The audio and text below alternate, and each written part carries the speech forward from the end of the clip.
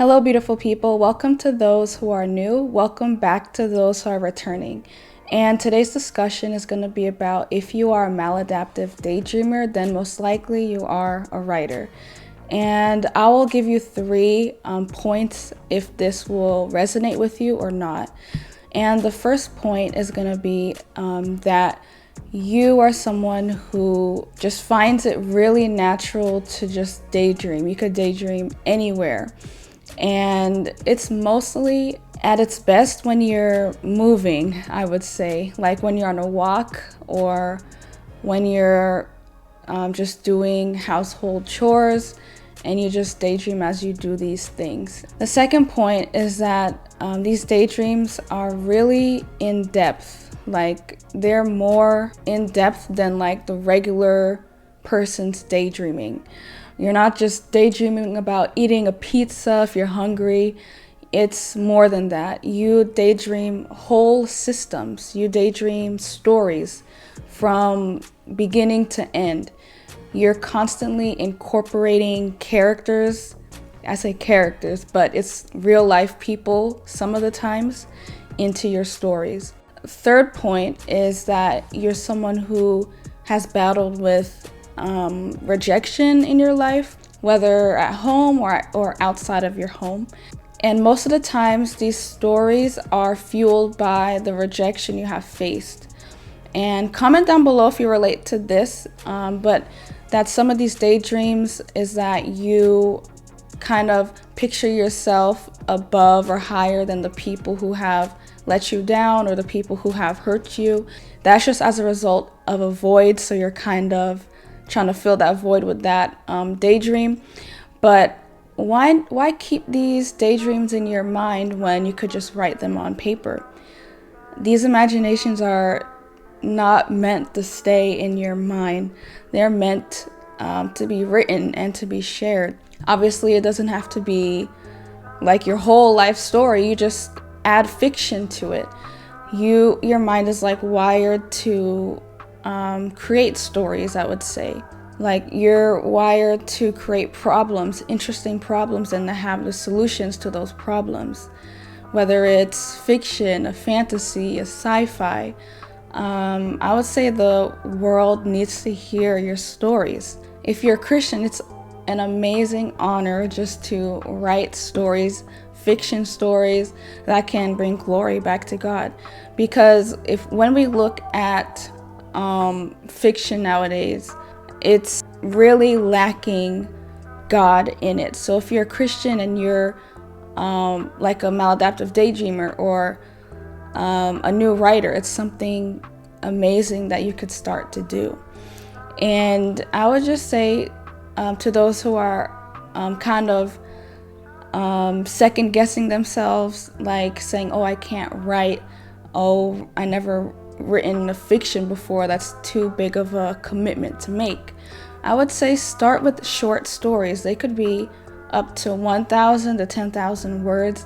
It doesn't have to be a whole 50,000 word novel, but there's always a place to start.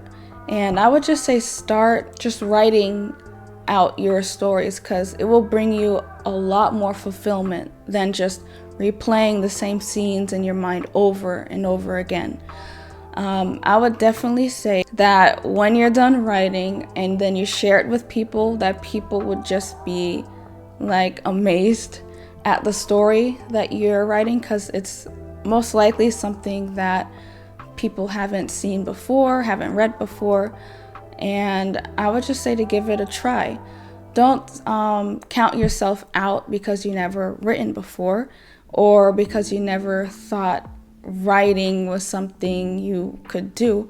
Because with my own story, which is ironic, I don't really like to read long stories or anything like that. But writing to me was natural, and I didn't get into it myself.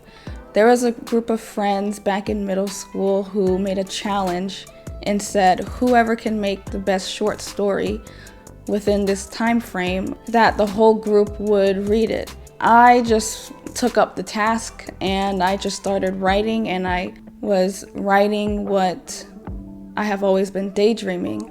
It was like it felt natural to me. There were some difficulties, obviously, because I have never written a story before, but it was something that I regretted that I didn't start to do earlier. And that's why I'm telling you guys right now to just start your writing, whether you've started before or you haven't. It's just great fulfillment to read on paper what has always been in your head, and to have other people read it too, and for them to get excited to read the next chapter, and so on and so forth. And writing is difficult. I'm not going to sell you a lie. Writing is like labor pains, and if any of you women who are watching this who've been through labor, you know how that is. And it can just be really painful. There's a lot of stress. There's a lot of self-hate with your books. But if you stick to it and then you complete the book, it's like you've given birth to a baby.